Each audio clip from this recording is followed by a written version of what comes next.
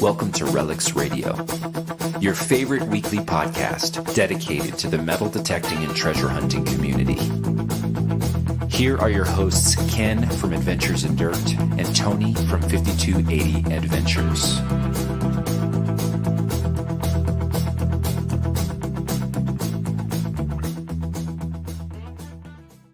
Brr, do I look cold? I am cold tonight, man. Hey, everyone. DK here from Adventures in Dirt. And just want to say hello to everybody. Welcome to Relics Radio here on a Thursday night in cold Colorado. Boy, it's getting cold here. Let me do one thing real quick.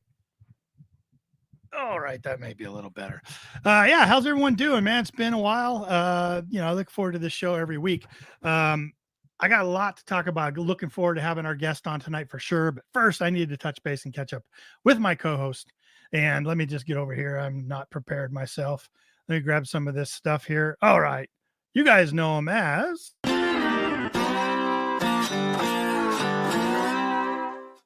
5280 Adventures. Tony. Good morning. Good. You're cold? Morning. I'm cold, man. See, you got to live south. You got to live south, southern Colorado. Closer to the It's equator. I mean, it's 26 here, so I don't know, what you're having such a hard time with. Jeez. Well, I'm down It's in the been a rough basement. My week. studio's in the basement, and it stays about 25 degrees cooler than upstairs. And in the summertime, that's absolutely great. But boy, Right. the wintertime takes for some reason, Right. the heater's down here. It just doesn't hit down here very much. So Right. Yeah, I understand. Yeah, do you still have snow up there? no, we actually never didn't get snow up here. Oh, well, I've got enough to send you. I still have probably at least 12 to 14 inches down here. Oh my goodness. We don't have anything, man. We didn't get very much at all. It's just the temperature's really cold, and I got a space heater down there, but it keeps blowing my breaker switch. So that's not good. Well, hopefully, you and I are getting together this weekend to do some metal detecting. This strange hobby they call metal detecting. We're actually getting together to go do that this weekend, right? We are kind of a unique situation. I know. I don't know how much we want to talk about because I think next week. I mean, let's announce it right now. We're actually, you've got Thanksgiving coming up next week, next Thursday, which is Relics Radio Day. I don't know why they named it Thanksgiving, but it's actually Relics Radio Day. That's right. But we're going to go ahead and just move it back one day. I think we're going to do Relics Radio on Wednesday, and it's going to be all about this adventure that we've got coming up this weekend. Yeah. Yep. We're going to talk about that. We got some exciting announcements to make next Wednesday. So we encourage you to join us next Wednesday at special night here on Relics Radio. Same place you're seeing us tonight, except we'll be on a day early, the night before Thanksgiving. Grab your family, grab your friends. They're all visiting. Just bring them around the TV and say, grab the eggnog. I watch these fools every week, and just let them know what Relics Radio is all about. And great weekend comes this weekend. A lot of you have all heard Tony and I talk about our passion for this hobby, not only in what we find, but sort of in support of our community and sort of the greater archaeology, telling of history, contributing to history, passion that we have. And we're having a unique opportunity this weekend. And we're going to wait till next Wednesday to tell you all about it, though, instead of telling you ahead of time before we actually get out there. We want to make sure but you're not going to the event. Not going to want to miss that one. It should be a great weekend. 2 days of digging and helping and hopefully writing some history, right? Yeah, that's I have, great opportunity here. Great opportunity. Either we're going to find stuff that's going to Either blow way, us we're going to away. tell history, because either we're going to find stuff that confirms some kind of some suggestion and old clues and this and that, or we're going to prove it not to be to be their history. Either way, writing into history, either the known or unknown. If that makes sense. Who's all joining us tonight, man? We got Bill Hayes in the chat coming in at like 5:25 p.m. That was half hour ago. He's waiting on us. Jeez, I was still driving down the road. You were tearing down the road. I was. I came sliding in sideways, did a barrel roll out of the passenger seat, came running right down there, told my wife to park the car for me. But I made it. It's a neutral. It's still rolling. She's down there chasing it down the road. Hey, Ohio Relic Hunter says, evening all. Hello, Bill and Bill. Yeah, Bill and Bill here. Robert Thompson Hello, saying Robert. howdy. Nice to have you on, Robert. You're welcome, man. How about some metal detecting NC? Says Hello, hello, everyone. Hello, Says, NC. hi there, BHiggles. Oh, we should probably hook him up with Jeff. I bet I don't know how far apart they are, but Yeah, we'll that'd be a get them good one to together. hook our buddies up with you there, Mike. That's right. Gary Hulls, Oregon here. All right. Hey, My son just moved to Washington, so Pacific Northwest. Yep, that's right. Dropped and Forgotten. Nice to have you on. Thanks for coming on, man. Yeah, great name, right? I love it. Let's see. Brush Popper is in the house. Good to see you. Tim Ildigger. Good evening, all you dirty money lovers. Hey, Tim, how are you? Cold in Illinois too, huh? Yeah. Yep. Oh, I saw that he received some gift from you, a gift package from you. He did. He got a nice gift in the mail for me, and enjoys it. Yeah, I'm very well. It was right up his alley. I hear. Hey, Barb, thanks for coming on. Good to see you. Yep. How about Mandy's Candy? Hello, Mandy's Candy. Interesting. That's right. That's great, man. First time seeing Mandy in here, I think. I think so too. Yeah, that's a cool picture though. Metal detector over there, and very cool. Welcome, Mandy. Cool. How about Nick from Thin Blue Diggers? Bum, bum, bum. Hello there, Nick, Thin Blue Diggers. Dun, dun, dun. Speaking of Nick is a sponsor of the show here at Relics Radio. Go over to Nick's Custom Laser Engraving over at Facebook. Look at all this stuff that he does. Look at this one, Star Wars. That's really cool. All the Christmas ornaments. Look at the prices on these. $3, $4. Great gifts. I like my racks ribbed. Oh, big. Yeah. Yep. Can't see that. Hats. Look at these custom hats.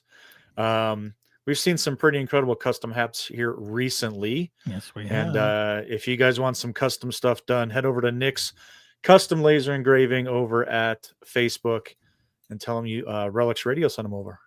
Yep. We even got our guest in the chat. BHiggles is in the chat. Good to see you in there. We're going to be talking to him in just a minute. Copper Joe comes in, says hello. How you doing there, Joe? And thanks for everyone for joining us. NorCal Diggers. Excellent.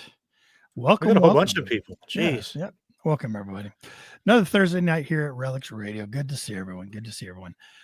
Real quick, before we get to our guests, how are the chickens? How are they surviving this snow? They're cold. So I have 115 chickens, and guess how many eggs I got today? 6. 4. They don't like to produce when it's cold. They either I need to warm up some butts, or they're going to be in the air fryer pretty soon. So. Gotcha. If you need help with hopefully it warms up. I can air fry me some chicken, man. There we go. Excellent. Well, shoot, let's get our guests going. Let's get going. Yeah. All right.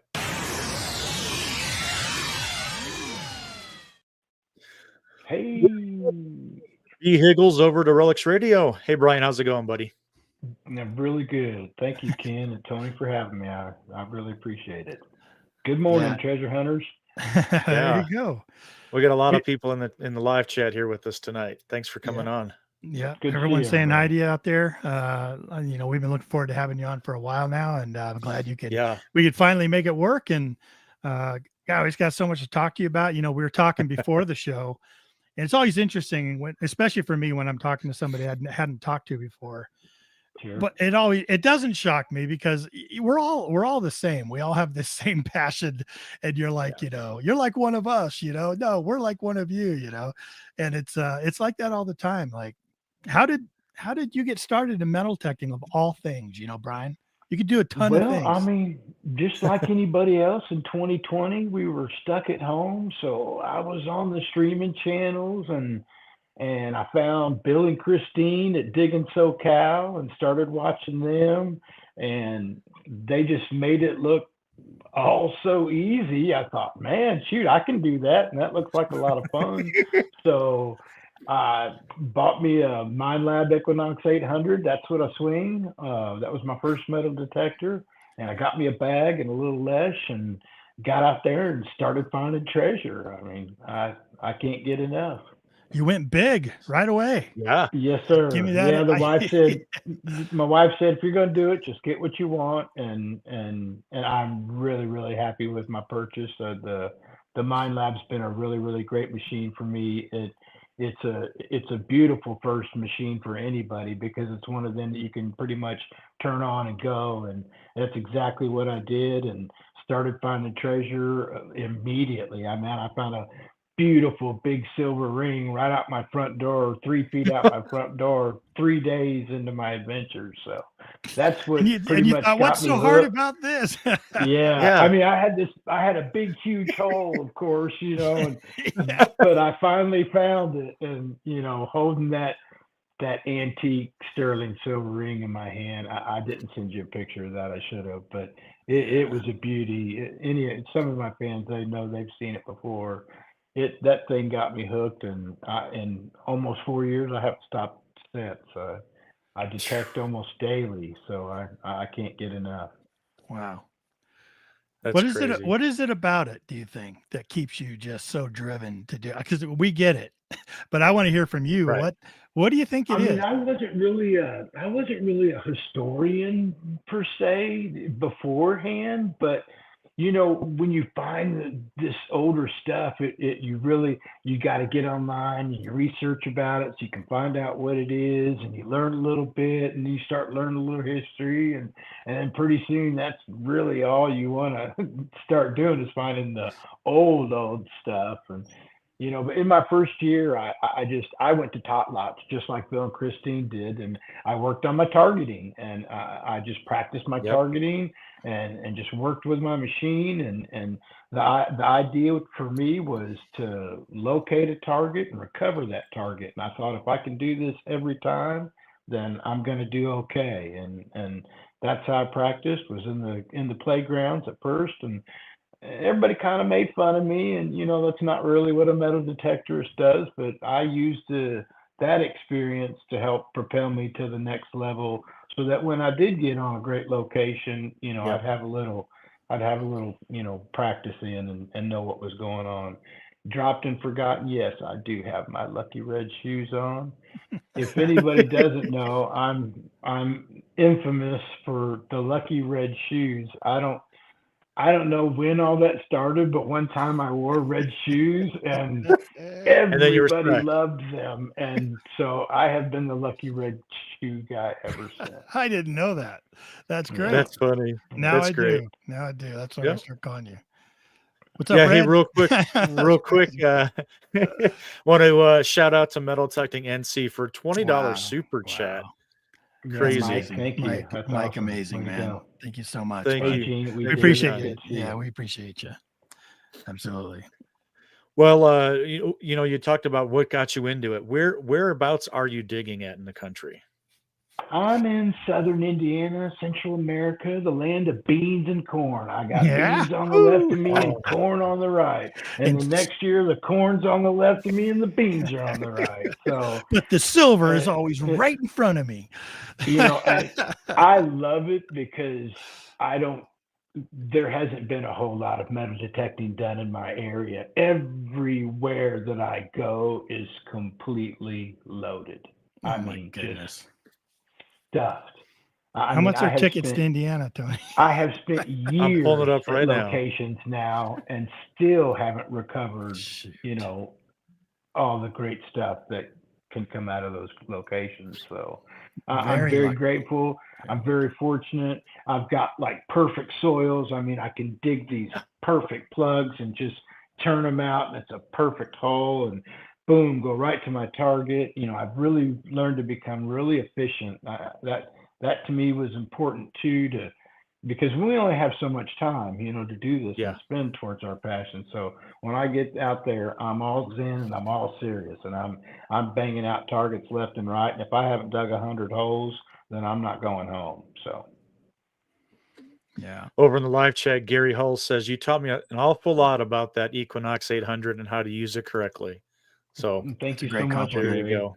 It's, fantastic. I mean, I'm honored to be able to inspire people and to help people. And, when I started early, a lot of my videos are really long. I show complete live digs from target to recovery. And a lot of people really, really appreciate that. And because it does help them. A lot of the big shows, you just see them and then boom, boom, boom, they're knocking out Yeah. silvers and they're knocking out history, but you never really kind of see what's going on in between, And so Yeah. I thought maybe, they'd want to see that. So a lot of my stuff is live digs, and that just helps, them, helps me, and helps everybody.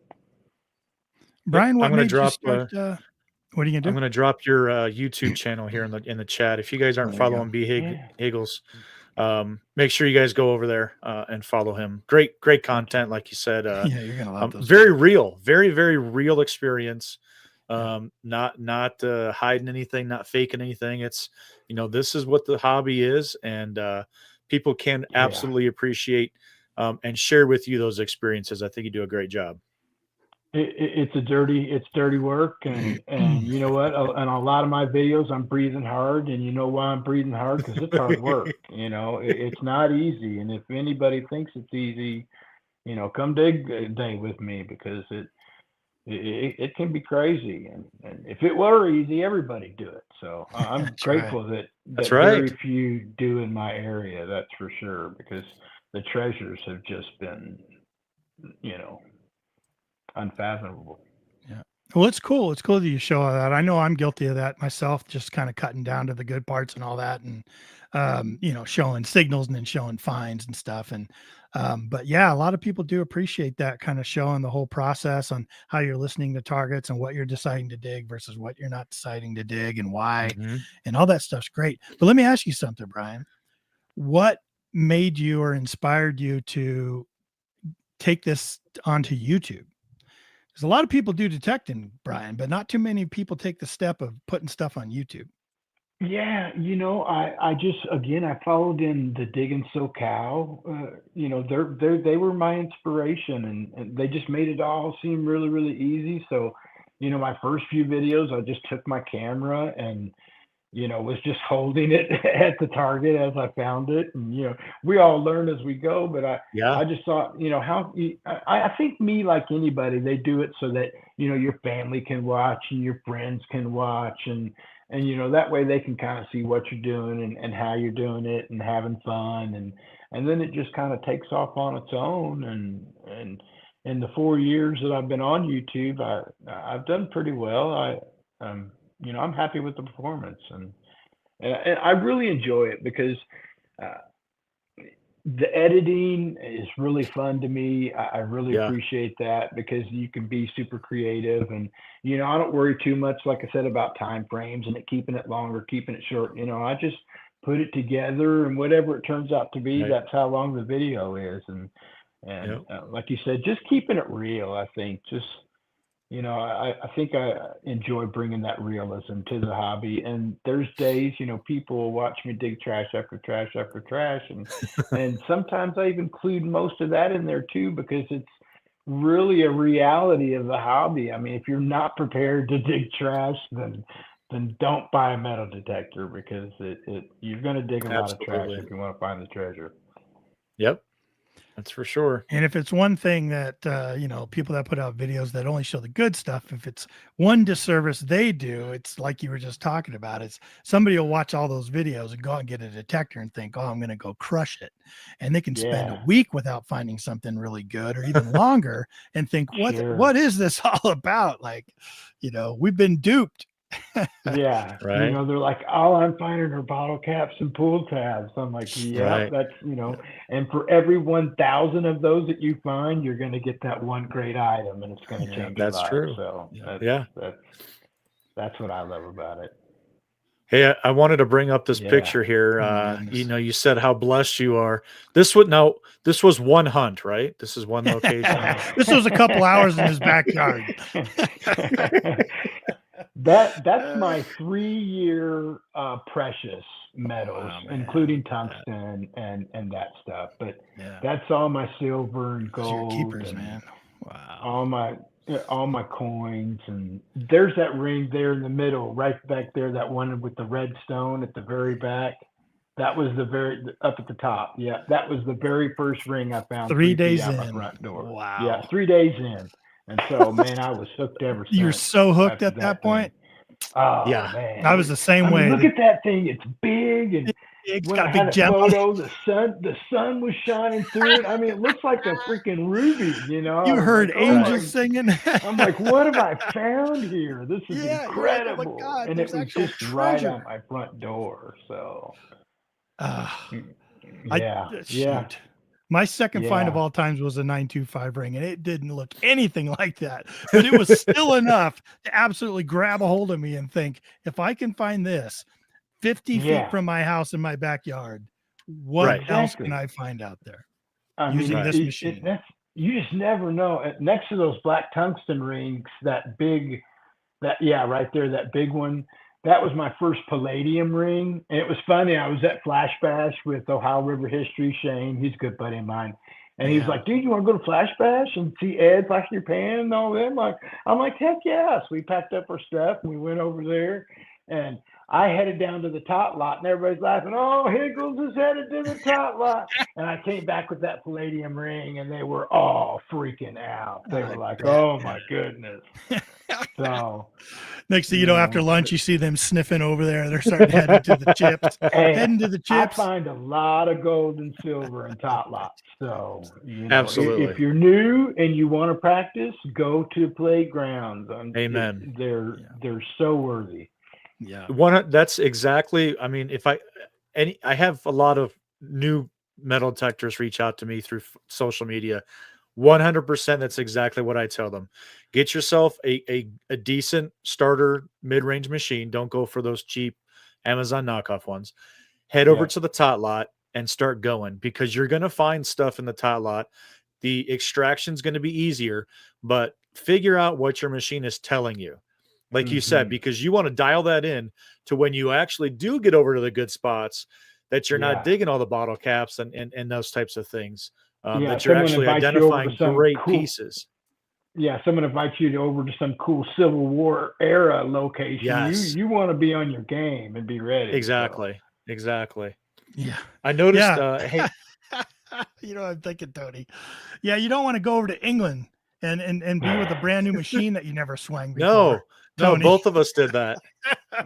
Oh man, we were experienced detectors, but that each one of up us had front, never the swung one a at the machine. very front. Oh, sorry, that one at the very right. front was my first ever diamond ring. That's a 29 diamond ring. You had to be freaking out, Brian. Yeah, that was in a lake. I do a lot of diving too now, so I'm really enjoying that as well.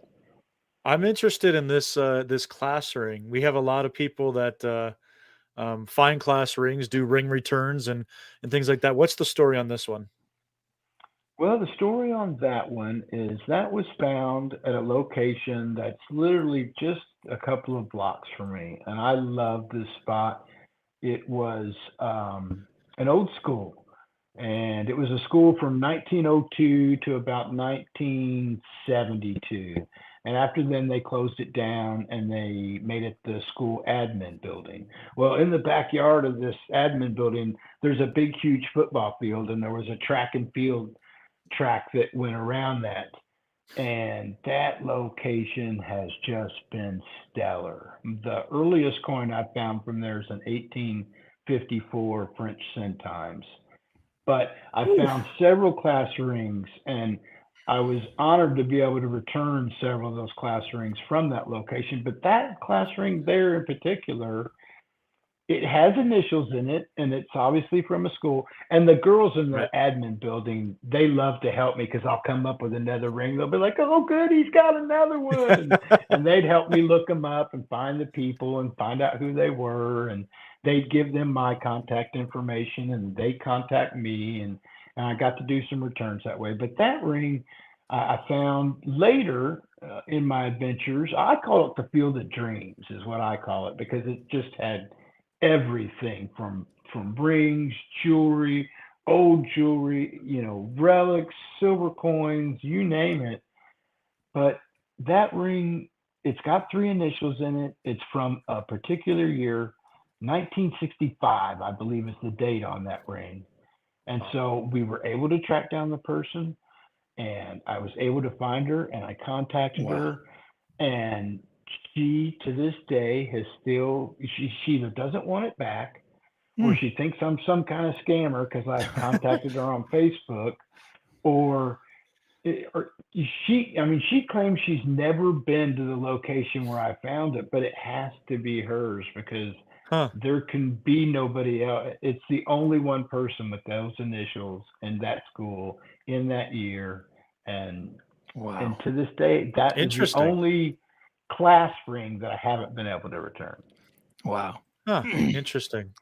I wonder if that'll ever change. I wonder if she'll ever say, have friends talk to her family and be like, come on, grandma, you should do it, or something. Well, I sent her pictures of both sides, and, I'm like, is this your ring? Do you remember this ring? She's, I'm not sure that I remember. And so that was confusing too, because, her maiden name is obviously the one, so it's her, but it's her. It just hasn't worked out for whatever reason. And like you said, maybe someday it will. That would be really cool. Yeah. I'm interested. There's no better feeling than getting those rings back to those people. I mean, one of them was over 21 years old. She had been lost it, and her boyfriend was wearing it on soccer practice, and he had it on a necklace, and it went flying. And she just couldn't believe that somebody like me would just find it and contact her and give it back to her. Right. And I think that's really part of the fun of the recovery is just that feeling that you get when you really make somebody feel super special. I don't think you can buy that feeling. Yep. Yeah, I was going to say I was really interested if anybody in the live chat listening right now, if you guys have had that similar experience of not, of getting a return or getting a ring and then not being, the owner doesn't want it back. Like how, let me know in the live chat if that's happened to you guys. Yeah, Robert Thompson came in and said he has a 2004 class ring from the next town that has these initials, and the school says there was no one with those initials during that time. So yeah, another mystery. And just keep plugging away. Someday you guys are going to find who that belongs to, I'm sure. And that's part of the fun too, is the mystery of it, and the research, and I really enjoy it all. I really do. Look at that. You got to hear that story from her, about her boyfriend playing soccer. It brought all those memories up in her. She probably thought about that, good times, things she probably hadn't she's thought like, about I get forever, to let him off the hook now. So since I got it back, I've held a grudge. Yeah, I held a grudge all this time. They weren't still together, of course, but apparently they still talk. So that was cool. Yeah, good. That'd be cool. Yeah, Larry Stevens in the chat says, I have a class ring that I know who the owner is. They think I am a scammer. That seems to be going around, huh? Yeah. Well, what else can you do? Her, I had to contact her on Facebook, and everybody's a little leery about Facebook. There are a lot of scams, so you do have to be on the lookout. That's for sure. Yeah. Check this one out. Mike says, some people don't want the rings back. A friend found a gold wedding ring at the beach, and when he tried to return it, she said, I threw it in the ocean on purpose. So he kept it. That's right. I'm a ring finder. We have a friend, Jeff, here in town in Colorado, who's a ring finder, and he was telling me a story of one time he went to get this ring, and he was trying to ask some questions like, well, what were you doing when you lost the ring? What location and stuff. And he said, sometimes you don't get the truth out of them. Like one time he was looking, she said she was on the grass swinging her arms around and went flying somewhere. Only later, after 2 hours of searching, did she finally tell him, well, I was upstairs in that bedroom and my husband and I got in a fight. I took my ring off and said, threw it out there. Go to this. And then she threw it out the window. So she was hoping he would find it out there. And then once she heard that, he's like, okay, that changes some things. Yeah, I just did a local ring recovery just a couple of weeks ago. My nephew messaged me and he said, Granny has lost her mama's ring. Her mama had passed 15 years ago, and she was out feeding the deer and doing some yard work, and she's lost her ring, and she is just devastated. Please go out there and see if you can find it. And I went out there and we looked and looked and looked, and I think I walked over that thing twice, if I'm not too sure, but finally after about an hour, boom, there that thing was. And I got it back to her, man. She just lit up, started crying, just was so emotional because it was her mama's ring, and her mama had been gone 15 years, and so just it didn't even take me long at all. And so I got a new permission out of it too. You know, another 10 acres of untouched soil. So, and I found my first U.S. collar disc while I was there. For real. My gosh! Yeah. That is so cool. Yeah. Was that a bean field or a cornfield? Neither. It was just a house, and it's even strip mine land. I mean, it's been strip mined. So in the backyard, it's like all tailings. It's hilly, really hilly. It's like tailings and dug. But she kind of knew where she was because she figured she lost it when she was flinging corn to the deer that they feed. So I searched all around that area and couldn't find it. So I went up by the house a little bit, and she's like, "Well, I came through here and I pulled some of these weeds, and we looked through the weeds, and I literally was about to give up, and I thought, no, I'm going to go back to where she was feeding the deer and check that area one more time. And I didn't even find it with my detector. I saw it with my eyes. So oh my gosh, that was really cool. Even better. So cool. Yeah. Brian, you mentioned that you do some diving. Like, have you been doing that longer? Have you been in the water longer than you've been detecting? No, I just started this, this summer. I got a Nemo, a Blue 3 Nemo, and I started using that, and I am having a blast doing that. That stuff's over at my other channel. I have another channel. It's called AquaHiggles, and that's where all my diving stuff is at. Is at AquaHiggles. I have so much content. It's not even funny. I mean, I have just terabytes and terabytes and terabytes of footage that so many people haven't even seen this amazing stuff yet. Just because I hunt like almost every day. I don't record every day because a lot of times, I just go out just for me, just to find stuff and do what I love. But when I'm not, and when I'm on the recording, I just got so much footage. So I moved the diving stuff over to AquaHiggles, but I man, that's even more zen when you're underwater and you're just breathing normally and you're finding treasure. I'm totally addicted to it too. That's for sure. Oh, thanks for the share. Yeah, I appreciate it. Jacques Cousteau, boy, I've never been a diver, but I've always wanted to get one of those Blue Nemos just to experience that. Everywhere I go is completely loaded. I mean, one of these lakes I've pulled like 30, 40 rings out of already. I mean, it's just endless treasure. And I found a class ring out of another lake up in northern Indiana, Price Creek, and I've got a guy who's in TV, that he knows me and I know him, and I was like, can we do an interview for this ring return, because I'd really like to make her feel special. And he did a whole thing, and she talked about losing the ring. Like you said, it's all part of the story. She was out there swimming, and somebody had pushed her off the dock, and boom, it just went flying. And I found that thing and got it back to her, and she was really impressed. And her son was with her, and he was like, man, that's so cool. And it had been gone for like 13 years. So wow. Yeah. Yeah, and the diving has just added, a whole nother dimension. It's just anytime the water is anywhere near warm, if I'm not scooping, I'm diving. That's for sure. We have a friend, Mike, in Texas. He does a lot of Preacher Digger on YouTube. He does a lot of lake hunting. He does that majority of the time in the summertime. He'll dig into lakes, and same thing. Just finds so much. Lots of rings. So much. Lots of rings. How far off the shore are you? Is there a sweet spot, Brian, that for a tip you can give people? Sure.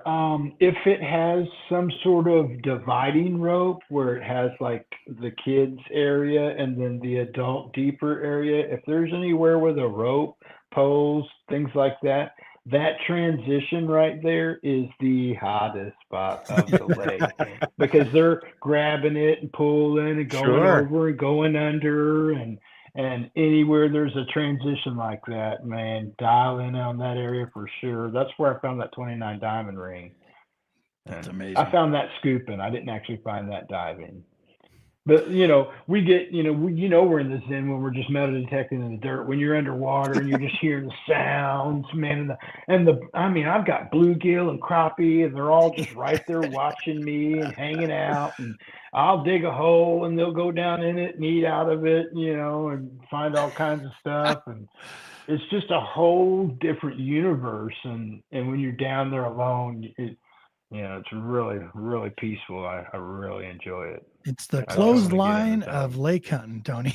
Ooh, there you go. That's right. We always The look clothesline at on land. It is. Transition line on the water. There you go.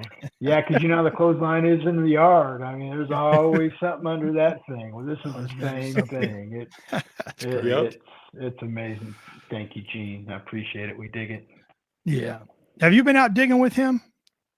I have. Gene is the one who lives in the Virgin Islands. Gene is a wonderful man. His family is absolutely incredible. He's a pastor down there for Free Will Baptist Church, and he invited me and Shane from Ohio River History down this summer. And I flew down on my clad that I found in the first 2 years. I rolled up my clad, and it was $880. So I got to fly round trip to the Virgin Islands for free, just on the coins that I found. How about that right there? And then Gene was kind enough to let us stay at one of his places, and I stayed for a month. And you stayed for a month, Brian? I stayed for a month. And I tell you what, a month in the Virgin Islands will change your life. That's for sure. Oh my goodness! I mean, yes. And at first, it wasn't on my game, because it was like new soils. Their soils are like really, really rocky, and they're really hard. I mean, you literally almost need a pickaxe just to even get anywhere when you're not on the beach. But they, the cruise ships come in and they drop off all the tourists, and the tourists go to the hottest beaches and they party and they lose all their stuff. And then Gene and his family just come right back home. like vacuum machines and just suck it all out. Great treasure. I mean, he's got it made. That place is paradise. And it's just riddled. I mean, riddled with history. He took us to a permission, Miss Judy. And they've got these old 1700 sugar mills, where we're talking serious history on this island. Yeah, in fact, the United States didn't even send boats there, ships, part of the Navy there till like 1820 to help quell some of the piracy. So these places are even well before then. So we're hunting Miss Judy's. Great location. We're hitting it. We're scoring some great stuff. And she makes a phone call, and she's talking to the girl next door at the Pony Club. Oh yeah, you guys can go over there. And we go over there, never been touched. And we're finding, so there's these two big, huge hills, and then this nice little flat valley right down in the bottom. And we swear this is an old encampment, because we're pulling old silver coins, old buttons, officers' buttons, military buttons, big, huge dandy buttons, musket balls. I mean, we come out of there with a whole sack full of musket balls. I found my half dime there. That place, man, that was my first silver on the island, was a half dime, U.S. half dime. And wow. And I've been looking for a half dime for 4 years. So isn't it amazing when you find it, when you pull that up? You're like, my gosh, he's so like, small. You traveled 2,000 miles and you got a U.S. coin. Right. It's not even from the island. I'm like, no way, because I thought it. He's always pulling out these tiny little Danish coins. I mean, they're itty bitty, like trime size, or smaller even. And they're just incredible. So it popped out of the hole, and I was like, oh, I got one of them tiny little round things y'all are talking about. I showed Gene, and he's like, oh my God, he's looking at it. He's like, dude, you just got sat down. I'm like, right on. Perfect. Boom. That sounds so fun, man. And I thought a month. So if Gene ever invites us out, Tony, we got to really consider it. Oh, that's crazy. Man. I thought he was describing Ohio there for a second. It sounds like Virgin Islands is even hotter than Ohio is. Oh man, it Especially this one spot. Everywhere we went, we found amazing treasure. But this one, I mean, you know how it is when you get into an area and it all starts to make sense, Right. and we start looking at the topography and you Yeah. start looking out at the ocean, and there's like a deep channel with this tiny little path that comes up towards this flat spot right in between two big, huge hills where you can see literally, like 240 degrees. So perfect lookouts, perfect little camp spot. I mean, this place, whoo, That's great. whoo.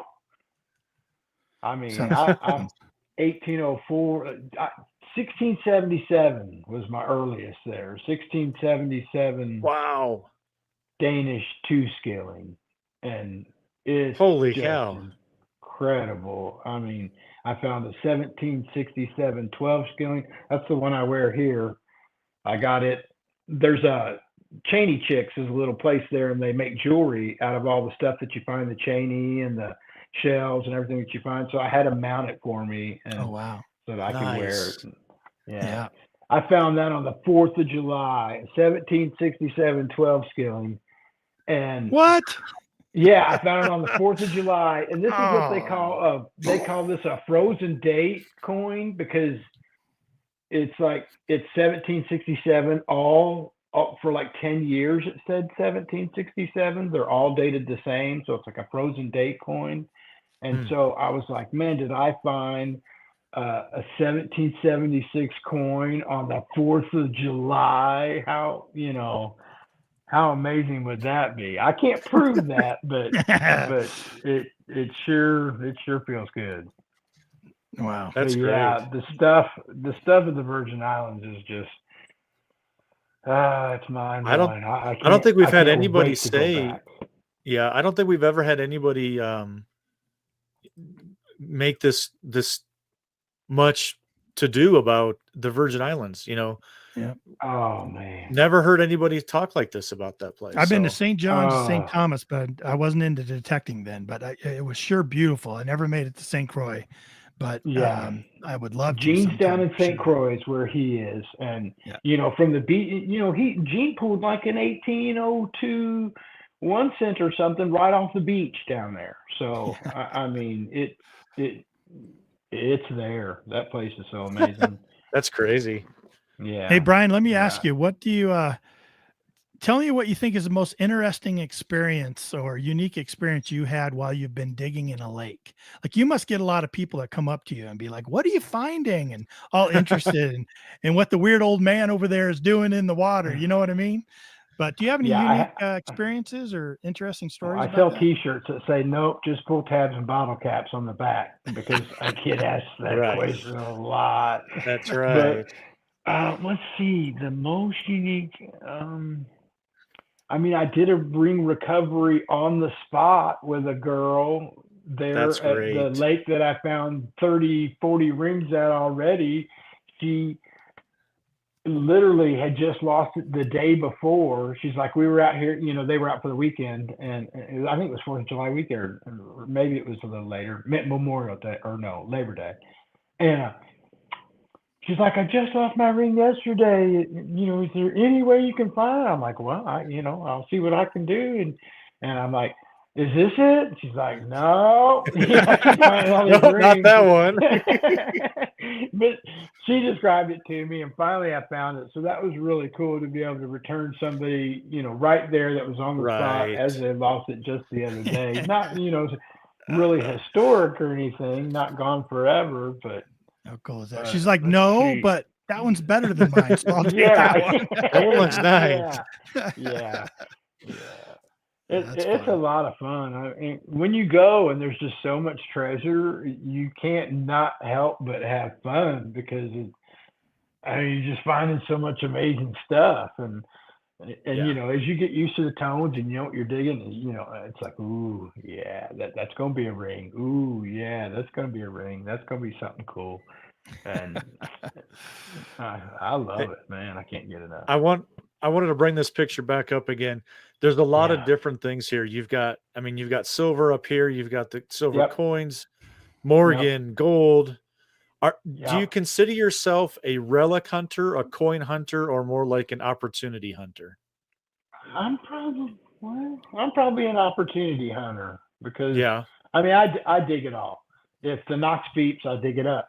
You know, a lot of people, you know, they spend 3-4 minutes targeting and checking and retargeting and spinning and this and that, and by that time I've already got it out of the ground and I'm on to the next target. That's how efficient my targeting's become. So, you know, I just go, and if it even looks at me funny, I'll dig a hole. And a That's lot of great. times when it's those real weird signals, those are some of the most incredible finds. It really is. Yeah, I got a couple first year Mercs and a couple Barbers. I found that tiny little that Centimes on the right, just under my necklace. Yeah, that little Centimes there, that little French Centimes. He's really cool. That's So great. that was a 1891 seated dime. Yeah. Very cool. And this photo is even before my half dime and all my stuff from the Virgin Islands and stuff. So when end of the year this year, maybe I'll put it all together. It's becoming quite a chore to get it out of the safety deposit box, bring it home, and put it all together to make it look pretty. And tell us a story about that dollar. Gonna... That's always fun. Big old chunk of Yeah, silver like Morgan. that. Yeah, I did not dig that. I won that in a contest from Jersey Ray Diggs. So there you go. That's how I got that Morgan dollar. Nice. I consider it part of my collection. It's the only coin there that I haven't dug. So big chunk of silver, man. Though even the halves, even the Walker halves, man. It's like those aren't very common. Yeah, my first Walker was super, super fun. It's out at the location we're probably going to be talking about next. Yeah. Very cool. Let me see. I thought we missed this. Did we miss a question in here? No. People are talking a lot about your trip with Gene, and Gene's inviting us out. And oh my gosh, I know Tony and I'd probably be divorced if we took off for a month to St. Croix.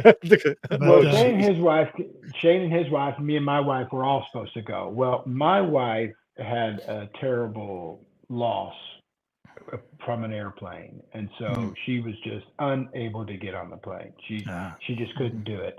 And Shane and his wife came down, and they only could stay for 8-9 days because they had to go back to work. They got jobs, they got lives, they've got responsibilities. Well, I'm very irresponsible. I'm semi-retired, so I don't have to worry about that. So I get to pretty much do what I want. And that's what Gene was like, stay for a month. My wife's like, go for a month. I'm like, I'm going for a month. Oh my God. Bless for you, man. Yeah, good for you. We had so much fun. I mean, what an Gene experience. And his family are incredible. The church community there is really, really good. They take care of everybody. And all the kids were down and they were doing their summer jobs and helping, clean up and painting and taking care of all kinds of maintenance. Those kids are just awesome. Some of the smartest kids I have ever spoken to were these children that were at this youth group there. I never even heard kids talk like that. And I know a lot of kids. And these kids were different. Very knowledgeable, very articulate. Highly educated about history and everything. I learned a lot from those kids, and that's really great. I think that's awesome. Yeah, it's fun when you experience time that, of my life, best vacation ever.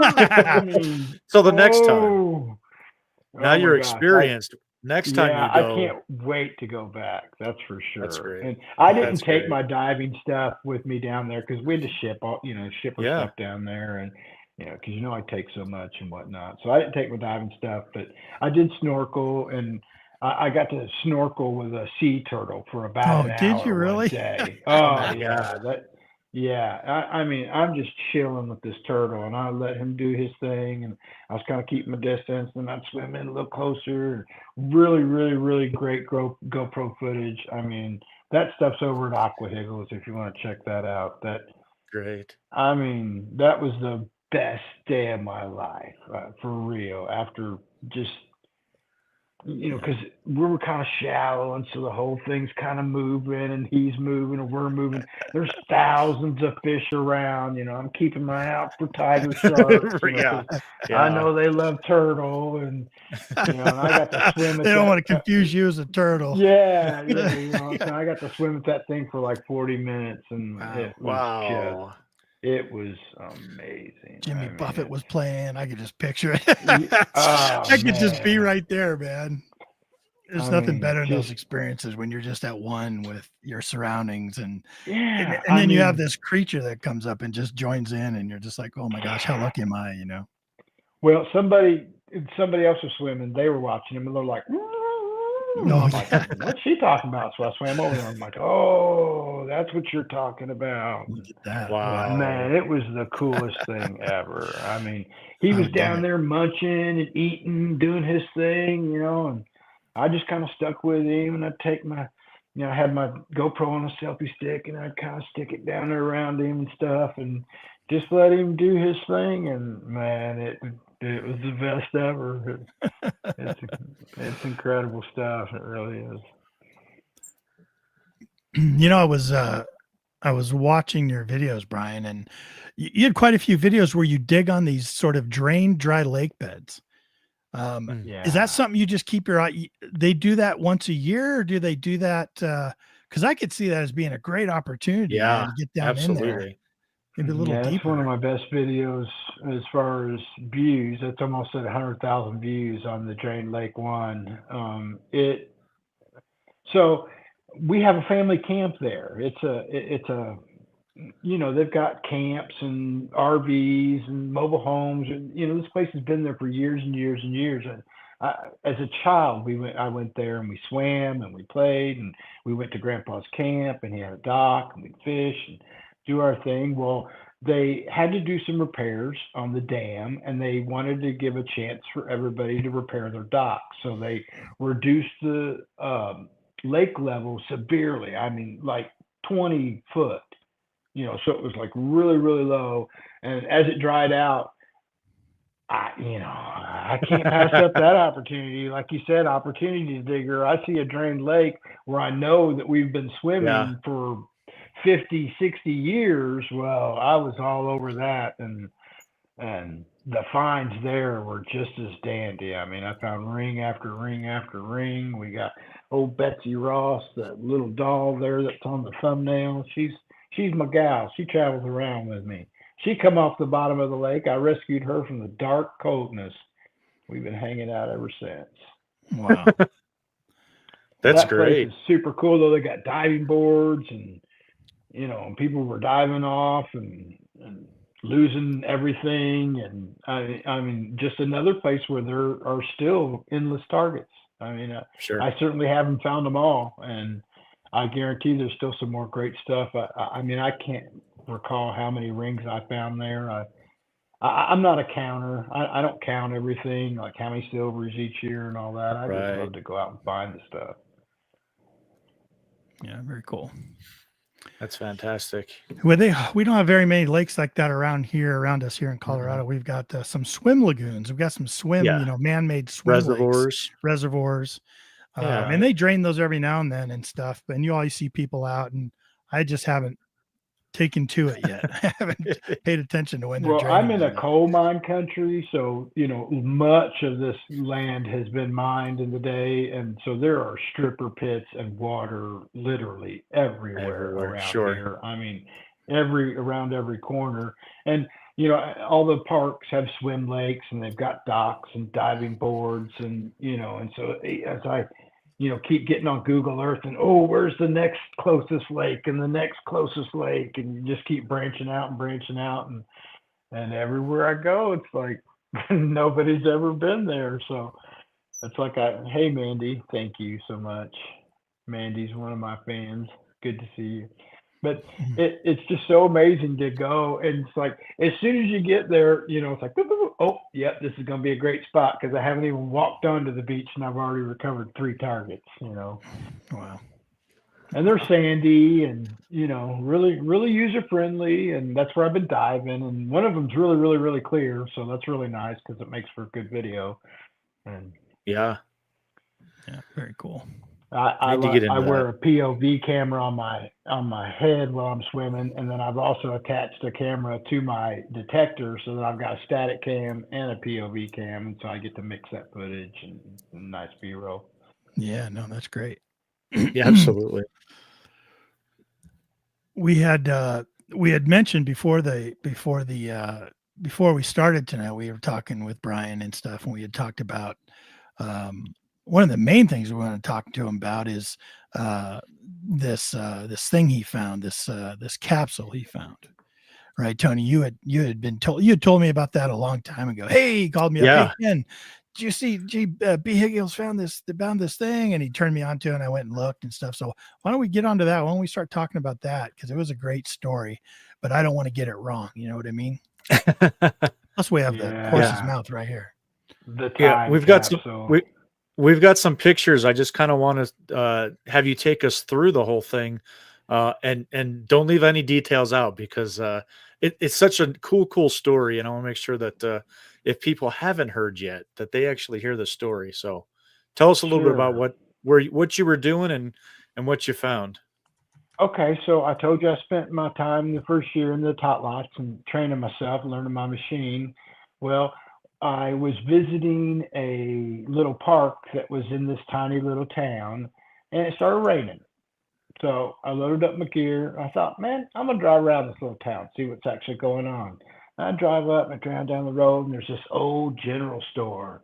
Still got the old sign, still got the old front porch. I'm like, ooh, man, that place looks really, really cool.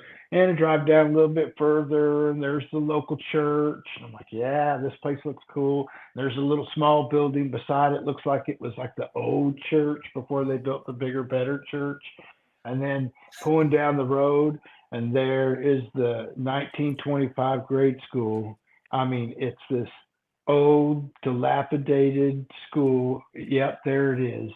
Built in 1925, closed in 1972, and it's for sale. And there's a for sale sign, and there's a phone number on the for sale sign. So I'm like, opportunity. Hello. Standing in front of your school, it's absolutely incredible. This place looks amazing. I'm a treasure hunter. I would really, really, really love it if you would let me dig here. And she said, yeah, go right ahead. And I started digging. And my first target was a big old grape shot, about that big. Like, oh, wow, this is going to be really cool. My next target's the Scotty dog from the Monopoly game. I'm like, oh, wow, this is freaking awesome. Then the next target's like an old pocket knife. I'm in the front yard, haven't even started, you know. And so this place, I knew something super, super cool was going to happen. I could feel it. I mean, you can see how peaceful it is out there. There's a church across the street. Yeah. There's a school. Nobody's out here. There's no noise. There's no traffic. There's no dogs. I mean, I feel as close to God as I can be when I'm out here at this location. Wow. So it's January 9th, 2022. I'm eating breakfast, having my coffee. It's about 8 degrees outside, wind whipping at about 15, 20 mile an hour. Looked at the wife. I said, I'm going to head back out to the school today. Yeah, something's calling me out there. I got to go. Well, if you go back to the picture with the time capsule, you can see I got about 14 shirts on. I mean, I'm wrapped up like a look, I got a underarm, then a long swoosh sleeve, and then a big old fluffy. I mean, it was cold. So I get the super sketchy signal, right? 26, 30, 32, 28, 32. I'm like, wow, this sounds cool. Plunge my plug, boom, turn it up out. Nope, still nothing, still down there. Okay, just keep digging, boom. I see the side of the glass. I'm like, oh, okay, a mason jar, cool. Start clearing it out. Before I even get it up out of the hole, I see the letter in the jar. I'm like, oh, secret message in the jar. Yes, message in a bottle. Totally Right. cool. Pull that thing out. Boom, holding that thing. I'm like, wow, old mason jar. Still got the ceramic in it. Got this beautiful little piece of paper in there. No clue. I couldn't get it open there. So I took it home, cleaned it up, took the letter out, the letter soaking wet. So I'm thinking I better unfold this now while it's wet, because when it dries, I'm not going to be able to do that. That's So I it. unfolded the letter and put it on the towel and just let that thing dry out. So immediately I call the landowner, Faith. I'm like, Faith, you will not believe what I found today. I found What? a time capsule. I said, it's got you can't really see it, but it says 1950 up there at the very top. It says the graduating class of 1950. Yeah. Wow. And the principal's name is Mr. William Parker. And Mr. William is well known in this town. I mean, this is an itty bitty little town. Everybody knows each other. And so I told Faith, I said, you're not going to believe this. I found a time capsule. It's got names on it. So I took a picture and sent it to her. Well, she's like, man, that looks cool. I'm going to start researching those names and see if there's any survivors. I'm like, yeah, Wow. that sounds like an awesome idea. Go That'd be for it. amazing. So she starts going through the list. There's a couple names way up to the top that we couldn't still figure out. Yeah. But she went through the list and there she is, Linda Yearby. She's one of the only survivors. There were two that are on the list that were still surviving. And so Linda Yearby, still surviving. Let's see if we can contact Linda and see if she remembers burying the time capsule, because how awesome would that be, right? You know? So doing our homework, Facebooking this, that, we worked and worked, finally find Linda. We get a hold of some of her family.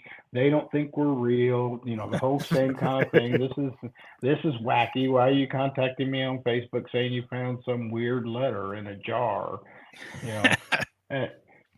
And finally we get a hold of Linda, and we start talking, and Linda starts telling the story about, yes, that is her.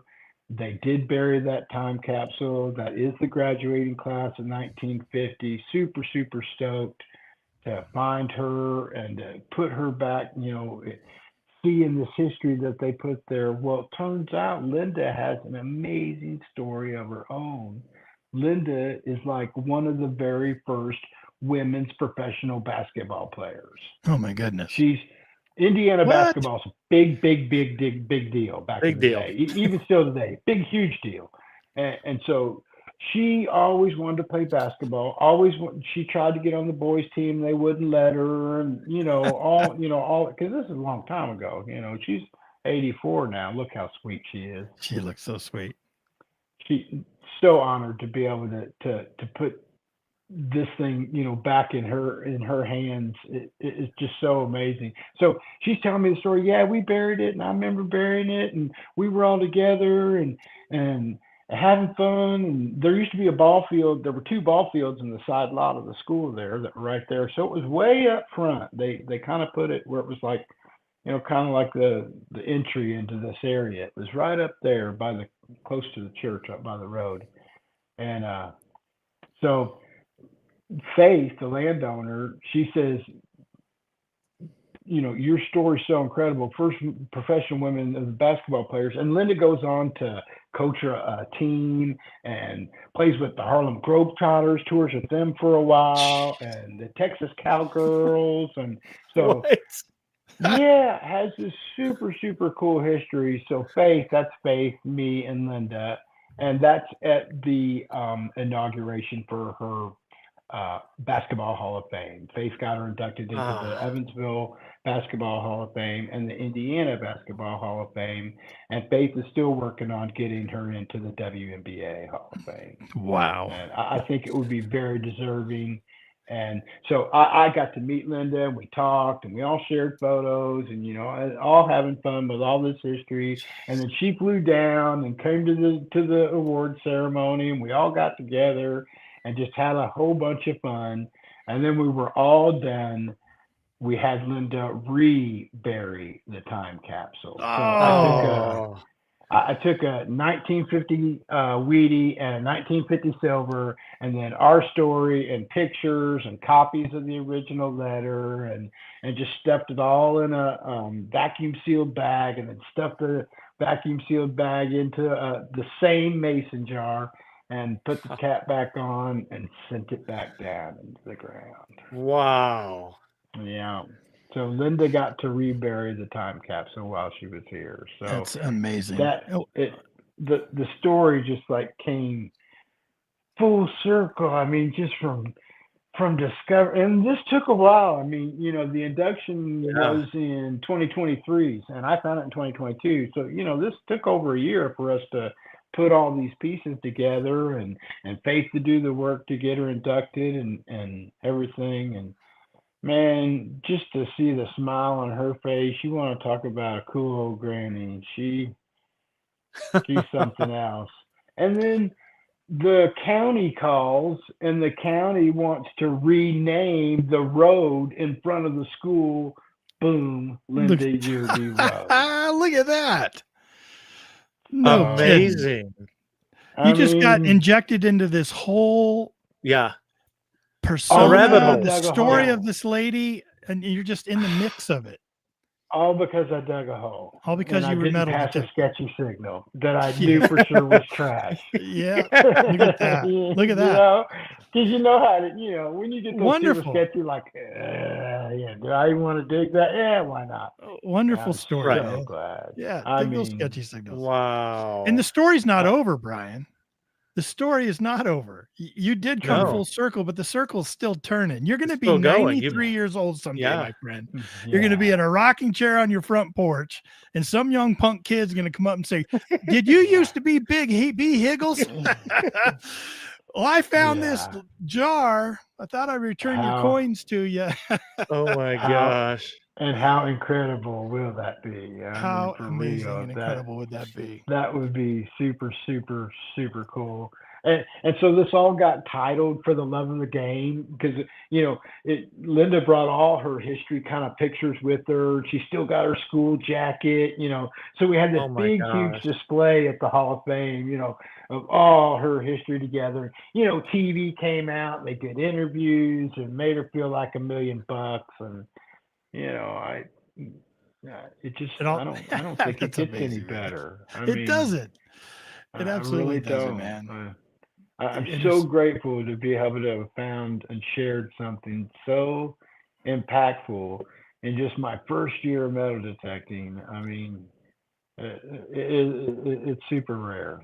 That's for sure. Wow. And I think I've just been blessed with that luck because ever since I put them lucky shoes on, them lucky red shoes, go red, go, man. Yeah. Oh man, the amazing stuff just keeps coming out of the ground. It really does. It's so cool. Yeah. Dropped and Forgotten said these stories make digging Canslaw worth it day in and day out. You just never know. I dig a lot of Canslaw, and Shane, Ohio River, he's even gone over my area out there at the school. He said, "Hey, would you didn't leave a whole lot out here. I found a couple of nails and so, but I know as soon as I get a Manicore or something, some new signals will probably pop up, and I'm gonna be all right with that. That's for sure. Because got to go with the beast. Yeah. He loves that machine. So you were telling that you were telling that story, and this is what I was looking at. I'm trying to figure out what these come in size 11. All right, I'm probably going to end up getting those. Yeah, those are very Tony's close. New lucky red shoes. You're going to start a trend. I have Brian. a certain pair too that I wear, and they're Adidas. That's what I started with, and they were discontinued, so I literally had to buy up all their remaining red shoes, and I had them stored until I finally wore them all out. So now that particular brand is gone. So I've had to resort to others, and that's okay too. It just shows you anything you find. Like Tony, you and I have been in situations too where we found something, and if you were to show it to your family, they would be like, "Yeah, Like Right. it's a cow tag. It's a cow tag. There But you the go. place we were at, we bring it to the landowner and she explodes on us. The story, this belonged to her great grandfather. The cow ranch has been in their family for generations and generations.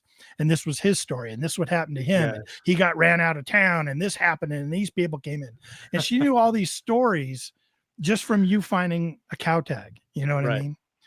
Yeah. And so you just never know what these items we Gosh. find with metal detectors are going to reveal, Yeah, I mean, and when I started, I'm nailing silvers and mercury dimes and war nickels, and that's where I pulled my Right. first SLQ, and then I found my Walker half there, and then that first barber, I'm like, just going crazy with the amazing treasures, and then I'm finding rings, and gosh, I must have found 20 pocket knives and watches, and Jeez. you name it, it's been there, and just so grateful to have a place this place had literally never been touched. There's no way. And Wow. I bet out of all the coins there, I bet I only dug 100 clad coins. Everything else has been weedy Was and old. older. Yeah. Jeez. Yeah. Wow. Yeah. That's crazy to find a school like to find a school like that. That's pretty Yeah. incredible. And And that story just gets me, man. It is such a inspirational story. We had I think you said these stories make digging can slaw worth it day in and day out. Kenan mentioned that from the chat. It truly does, man. That's just what an inspirational story, and just sharing history, man. Bringing that history back out, and then she gets her name on the street. Like, yeah, I mean, that's gonna be there forever. That is how now cool is Lindy that? Yearby Road, and I'm the reason for that. Right, It's so right. humbling. It really is. Yes. It's so humbling. It's such a cool feeling. And all the neighbors are like, oh, dude, you can dig in my yard too, and you can just, so I get to hunt all the way down the street. All the way down, now, every house all now. the way down the street.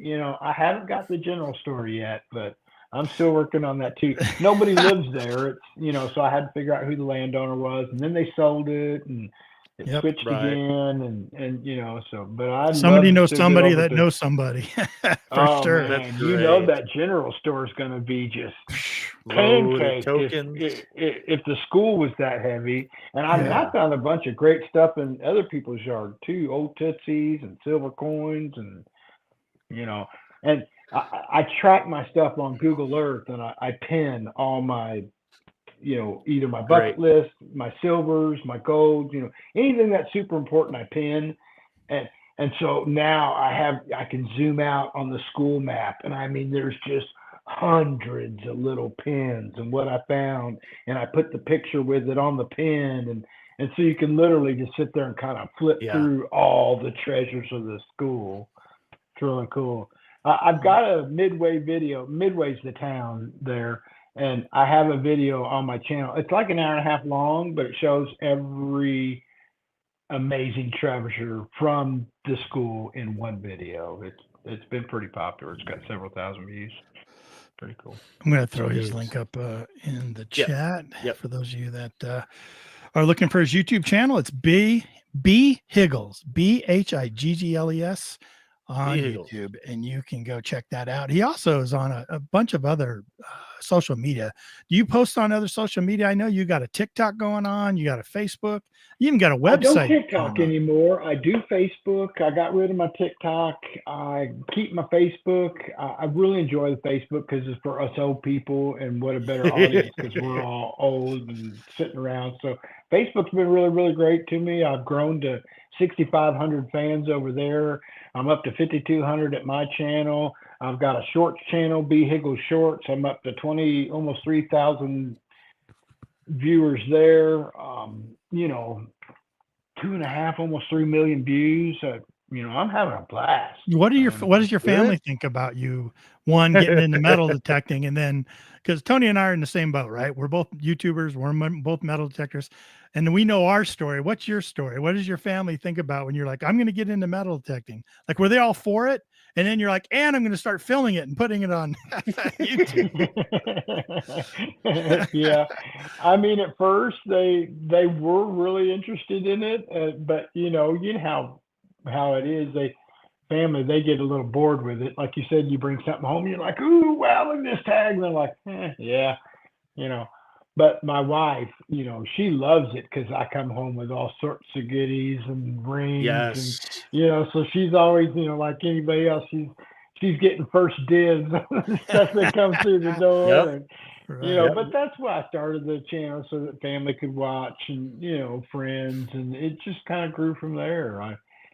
You know, before this, I do web design. Is what I do for my job when I work, but I don't do that very often. But I used all the experience. I've been doing it 30 years, web design, and so I used all the experience that I had in search engine optimization, and I applied all that to my YouTube channel, and that's why my There you YouTube go. channel did really well in the beginning. I was able to dial in, you know, the search engine stuff and make it work, and so I've had real good success with it, and I'm having a lot of fun with it, and I think it's healthy. I think it's a good thing. Gary Hull says you're going to have a metal detector named after you in the color red. Yes, wouldn't that be awesome? So you're going to get a Mine Lab Hey, sponsorship. Tony, you know what, dude? I mean, I swing a Deus 2 as well. That's what I dive with, is the Deus 2. I love it because it's on a dive shaft, real short shaft, and it's got the cord built in. See, if anybody has a Deus 2 and you know about the cord, that's kind of a thing. So I love that thing underwater. I got me that little 9-inch coil, and that thing is just so sweet. And I got my GoPro mounted to that thing, and just, man, I just get down there You're and set work up. it and dialed in just like I am on the dirt, just applying it, you know, towards Right. underwater in that whole other zone and that whole other world. It's really cool. Hey, Tony, don't tell my wife, man, but I just bought that new BHiggles 2000. Don't tell my wife. She's going to kill me. And I got the one in red, dude. It's limited collector's edition. The red shoe one. Absolutely. You got the 2000. I can only get the 1000. My wife wouldn't let me get the 2000. You got to have a hookup. You got to buy it through Gene out there on St. Croix. He's got the Wouldn't hookup. that be so? Yeah. I'm Someday, telling you, Brian, that you keep going, island, buddy. man, that island is steep in history. And you know, the crazy thing is the ground's so hard, everything's like right on the surface. I mean, you know, those Doesn't fall silver down through coins we're finding at like 1 and 2 inches. It's, you know, it's not like we're having to dig a foot deep hole, you know, because it's so tough there that nothing really gets down too far, and it's pretty That's incredible, man. You don't have to break your back to go after it. Yeah, right. Recovery speed. So I was kind of out of place for a while. I never even hunted an ocean beach when I got there. Right. So this is my first time at a real beach. And I tell you, real beaches are tough because they're also loaded with trash. And that's super tough because you want to dig like in low tones and stuff because you know it could be gold. So Absolutely. you get 6, 8, 10, 12 signals on the machine. You're like, I got to pull that out. And theirs are just notorious for these tiny little scraps of aluminum that have just been tumbled and beat up and tumbled year after year after year. And they're everywhere. But in between all that stuff, you find some pretty great stuff. Hey, Brian, let's start talking about some favorites. You want to chat about some favorites? How about a favorite coin? You got any favorite coins out there? I've got some. Yeah, we're looking. Is this your favorite? That's my favorite. That's that 1677 T-scaling, and that thing is wafer thin, and Gene was working. Shane had already gone home, so I'm there alone at the Pony Club, and I find this, and I send a picture to Gene because I can't even really see it. Terrible eyesight. He calls me back. He's like, "You're not going to believe this." He's like, "You just dropped 17th century." I'm like, "Get out of here." 1677. Up here. Danish two-scaling. Yeah. Right up here, 1677. Look at that. Yeah. Man, oh man, can you imagine? I mean, like Gene said, I said, man, that's like 347 years old. He said, dude, that's 99 years older than America. Yeah. Right. That was way back there. Isn't that strange how we have to put things in context like that, because America's not that old. You go to England and they're talking, 1400s and stuff. But for us, when we base it off 1776 and we go, holy cow, like that's crazy. Yeah. That's a So 1848 two skilling. I love that one because it's just so. Look at all the colors on that thing. I mean, it's got beautiful, like purple and green. Look at up here the greens. I mean, that thing is just so amazing. I haven't touched it. I haven't cleaned it. I haven't. These it's coins not wiped. Not That's cool. A lot of those things get wiped. There is an 1804 that I found. And, okay, so there's the 1804. Oh, go back. I pulled it out. I dinged it. Look, real bad. I mean, I hammered this thing, and I didn't mean to. Gene said, I'll just hammer that thing flat, and he says, clean it with some lemon juice. And I'm like, okay. And so I did. In that next picture, I mean, look at that. Look at that. That is cool. I mean, the detail, the relief on this is hammers, insane. Oh man. I mean, that thing. Everyone listen to the audio portion is like, what are you looking at? Yeah, just look how amazing that thing is. I mean, so defined. I don't clean coins often, but I love that lemon juice treatment because it doesn't take off the patina, but it did get rid of the crud that was on there. And if you flip it to the other side, you see the King Christian, and it's just amazing. Wow. So cool, man. Love finding old stuff like that, especially, look at that. Right. Look at that. Look at that thing.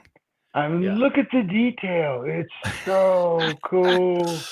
Crazy. And the picture you took with the gray relief really makes it pop too. Yeah. Really makes it pop. How about this one? Yeah, that's the one I'm wearing. I see 17. That's a 1767 frozen date 12 skilling. It's a little smaller than a quarter. It's about the size of a quarter. And I found that alone too. That was on 4th of July, and Gene and all his family were down at the beach. They were planning for a cookout. Well, I'm out digging holes because I'm a maniac. I can't freaking stop. And I come down and I show them this thing. And they're like, oh my God. Gene has one too, and his is beautiful. There's a boat on the back of this thing. It's got a big, huge boat on it. And you can't see it on mine, but you can see it on Gene's. And it's just incredible. And that's that, like I said, I had it mounted from those people, and so I can wear it around my neck. Is that your favorite of all time finds, or do you have something else that stands out as maybe one of your top finds ever? I mean, the time capsule's got to be my top find ever. Good answer. Yeah. There, even though it's not really materially valuable, the whole chain reaction and the history that it created, makes it priceless, I think, to me. I mean, and there's talk that this thing, may turn out to a book and maybe even a movie. Who knows? So, wow. It's a great story. It's an absolutely great story. And that's what the landowner kept saying. She said, I am going to write a book about this, and then she knows people in the movie industry. So, like maybe it'll be a movie someday, for the love of the game. So if you ever see that title, pick up that book or watch that movie, because BHiggles going to be on there digging holes. Love it. So what about bucket listers? You got any left? Yeah. Anything left? Yeah. It sounds like you're knocking it out of the park, man. I'm knocking it, but that largie still eludes me. I cannot find a large cent to save my life. Head to the east. Monday, me and the whole Monday Digs crew, we went over to Dig Stock 4. I think it was like October 2022 in New York. Went over there. Everybody found coins but me. I mean, it was head to the east. Go to Ohio. The largies are like Wheaties in Ohio. They're everywhere. The largie eludes me. The half dime had eluded me. I'd love to find the flying eagle, of course. I need a shield nickel. I have a couple of V nickels. The amount of nickels coming out of the Field of Dreams location is just insane. And here's a great story. One day I'm with Shane, dig a hole. I find 3 nickels in the same hole. One of them's a Jefferson, one of them's a Buffalo nickel, and one of them's a War nickel.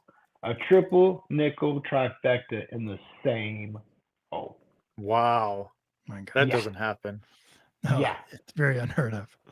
And I have pulled so many. I mean, I got like 50-something Buffalo nickels. I got this great display with a big, huge buffalo on it. And my buddy got me that. Yeah, look at that. He's like, this is a Buffalo nickel stand. I'm like, sweet. And I got all my buffs all on there. Look at that. That is so cool. Yeah, great idea, man. Look at that. So yeah, cool. I mean, all these have come out of that school. Well, almost all of them have come out of that school location. And there are so many nickels there. It's crazy. I've never seen so many nickels. That's great. I did a couple of shows that I had footage for where I only dug nickel signals that day, 10 through 14, and found a bunch of great stuff, man. I like to do that, because most of these are private permissions, and so I don't have to worry about nobody going and digging up my stuff. So when I go out there, oftentimes I'll cherry pick it first, and I'll notch out all the way up to 23, and I'll find a bunch of silver. And then when I get bored doing that, I'll notch out to 11 to 14 and find a bunch of nickels and all that. Because some of these places, there's so many targets, it literally just it's like, but you can't, for me, I can't do that anyway. So that's why I have to kind of like cut half of the signals off so that I can kind of focus and find the treasure. Makes sense. That's why they do that with the machines. So you can do that kind of stuff. Yeah. That's great. That's great. Glad you have that opportunity. Any place you still have yet to that you want to go dig at? Like, is there any place you really think someday I'd like to get there and do some detecting? Back to the Virgin Islands. Back to the Virgin Islands. Dreams of the Virgin Islands. I mean, how can you not? I mean, it's beautiful to start, and it's a beach. Everybody loves the beach. It's like 80 degrees every day, all day, and so, I mean, Shane and them want to go over to England. I don't know about all that. I'll totally be out of my area's in, but you never know. I'm free to roam and willing to travel, and if somebody says let's go, I'm game, and I'll go hit it, and I'll give it 150%, and I'll apply the best of my knowledge to find something awesome. Man. Incredible. Cool. I want your autograph before you're so famous. Yeah, you better start whipping some of those out there, Brian. Yeah, I don't know about famous. But I appreciate that, though. I really do. The metal detecting community is so awesome. We all know that. You such great people, just like this. None of us had ever met before tonight, and it's like we've known each other for forever. And that's how it is with everybody that I meet. Every event that I go to, everybody's super cool. People are, really down to earth and willing to help and willing to do what they can to help you and teach you something. And I think that's what makes the world go round. Makes it a better place. Well for said. all of us. Very well said. Well, look, we want to thank you for being our guest tonight, Brian. I knew you'd be a good guest, man. It was so wonderful talking to you, hearing your stories. Man, we're going to have you on again. I'm sure you have a lot more to talk about. Oh, yeah. We could talk for another hour and a half. Tell you what, we'll give you your last word. You can kind of do your last little spiel here.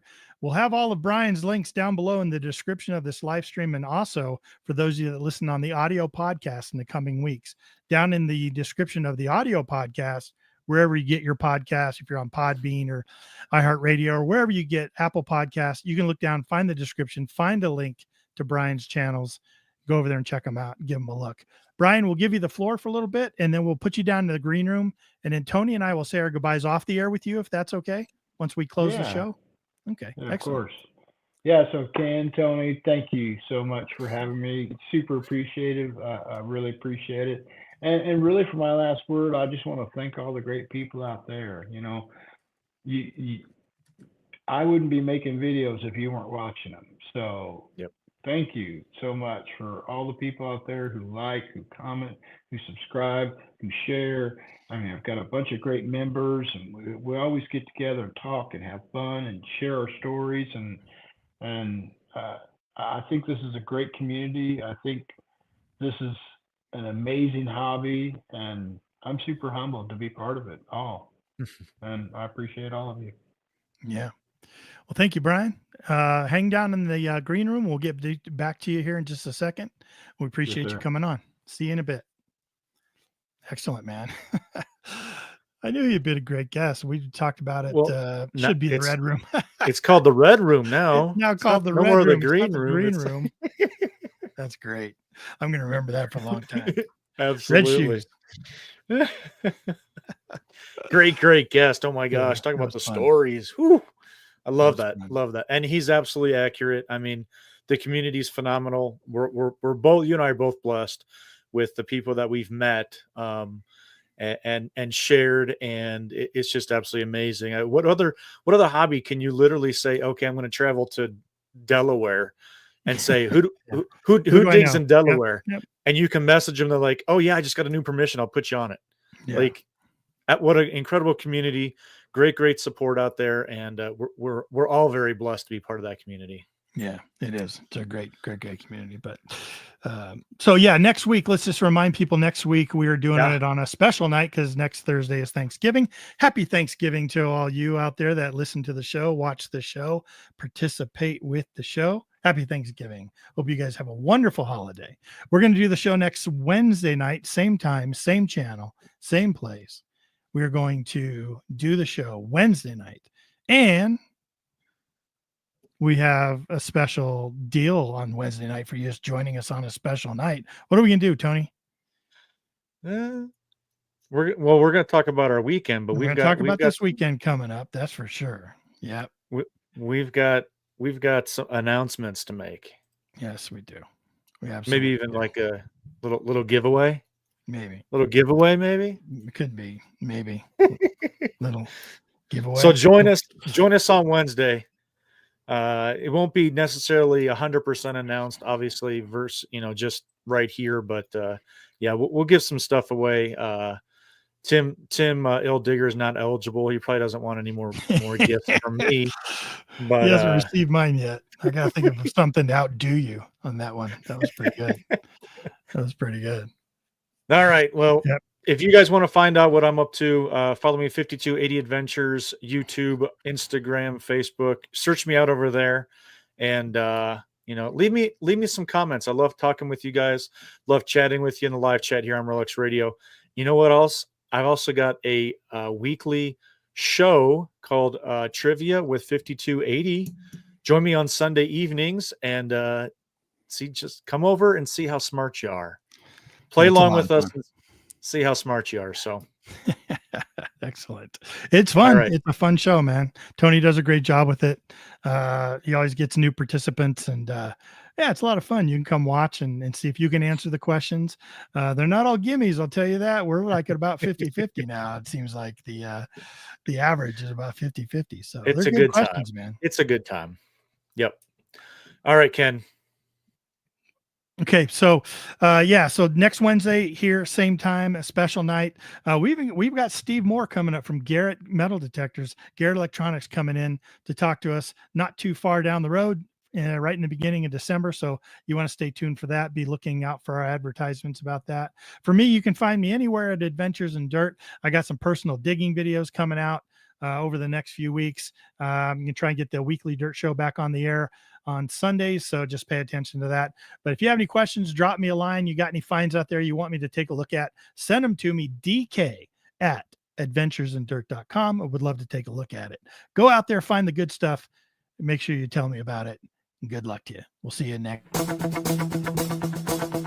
Thank you so much for listening to Relics Radio. We will see you back here next week for another exciting guest. Until then, get out and dig it all.